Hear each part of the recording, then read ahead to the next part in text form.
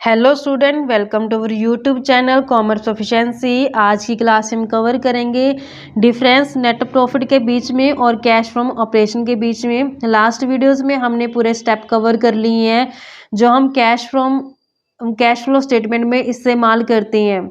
Operating activity में जो steps follow किए जाते हैं चार, हमने वो लास्ट वीडियोस में कवर कर लिए हैं। अगर अभी तक आपने लास्ट वीडियोस नहीं देखिए ताकि आपकी स्टडी में कंसिस्टेंसी बनी रहे। अगर अभी तक आपने मेरे चैनल कॉमर्स प्रोफिशिएंसी को सब्सक्राइब नहीं किया, सब्सक्राइब कीजिए ताकि जब भी मैं न्यू वीडियोस अपलोड करूं सबसे पहले नोटिफिकेशन आपके पास जाए, आप वीडियोस को सबसे पहले देखिए और आपकी स्टडी बूस्टअप हो। नेट प्रॉफिट और कैश फ्रॉम ऑपरेशन के बीच में डिफरेंस क्या है? सबसे पहले आता है मीनिंग। नेट प्रॉफिट का मतलब क्या होता है? ये इंडिकेट करता है नेट रिजल्ट को जो हमें मिलता है activity carried out during an accounting year, यानी कि अकाउंटिंग ईयर के दौरान जो एक्टिविटीज़ की जाती हैं उसका नेट रिजल्ट जो होता है वो नेट प्रॉफिट दिखाता होता है। कैश फ्लो ऑपरेशन में क्या होता है? ये इंडिकेट करता है cash flow as a result किसका? ऑपरेटिंग एक्टिविटी का। सिर्फ ऑपरेटिंग एक्टिविटी का जो प्रॉफिट होता है उसको हम कैश फ्लो ऑपरेशन के अंदर लेके चलते हैं, क्योंकि नेट प्रॉफिट हम जानते हैं कि वो सारी आ जाती है, चाहे वो कैश हो नॉन कैश हो, चाहे वो डायरेक्ट इनडायरेक्ट, सारी ही एक्टिविटी को शामिल किया जाता है। जबकि ऑपरेशन में सिर्फ हम ऑपरेटिंग एक्टिविटी को ही शामिल करके चलते हैं। नॉन कैश ऑपरेटिंग एक्टिविटी, तो यहाँ पे जो हम कैलकुलेट करते हैं नेट प्रॉफिट, तो इसमें कैलकुलेट करने के लिए हम सारी आइटम को कंसीडर करते हैं।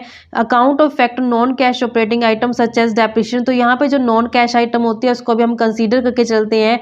नॉन कैश में एग्जांपल के लिए जैसे डेप्रिसिएशन, उसको कंसीडर करने के बाद नेट प्रॉफिट कैलकुलेट करते हैं। जबकि जो ये कैलकुलेट किया जाता है इसमें से हम एक्सक्लूड कर देते हैं जो नॉन कैश आइटम का इफेक्ट होता है। सिर्फ हमें ऑपरेटिंग एक्टिविटी कैश एक्टिविटी को ही हमें उठाना होता है। तो इस कारण से इसमें जो नॉन कैश आइटम्स होते हैं उसको एडजस्ट कर देंगे। सिर्फ हम कैश ऑपरेटिंग निकालने के लिए सिर्फ कैश वाले ट्रांजेक्शन का जो कंसीडर करेंगे। नॉन ऑपरेटिंग आइटम, तो जो जहाँ पे नेट प्रॉफिट कैलकुलेट किया था इसके अंदर हम नॉन ऑपरेटिंग आइटम को भी लेके चलते हैं।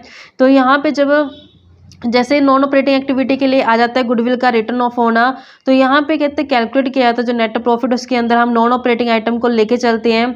जबकि जब हम कैश फ्रॉम ऑपरेशन लेके चलते हैं तो यहाँ पे सिर्फ ऑपरेशन को लेके चलेंगे, नॉन ऑपरेटिंग एक्टिविटी का जो हम यहाँ पे शामिल नहीं करेंगे जब ऑपरेटिंग प्रॉफिट कैलकुलेट करेंगे ऑपरेटिंग एक्टिविटी का।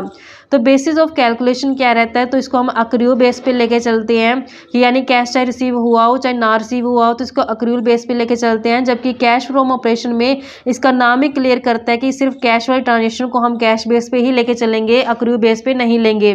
वर्किंग कैपिटल चेंजेस में जब हम कैलकुलेट करेंगे नेट प्रॉफिट चेंजेस को, तो यहाँ पे जो वर्किंग कैपिटल होती है उसको हम कंसीडर नहीं करते।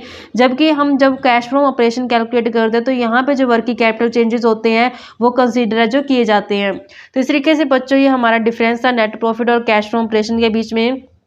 नेक्स्ट क्लास से हम कवर करेंगे इसके प्रैक्टिकल क्वेश्चन जो बनते हैं हमारे ऑपरेटिंग एक्टिविटी के। ऐसे ही रेगुलर वीडियो देखने के लिए आप मेरे चैनल कॉमर्स प्रोफिशिएंसी को सब्सक्राइब, लाइक एंड शेयर करें।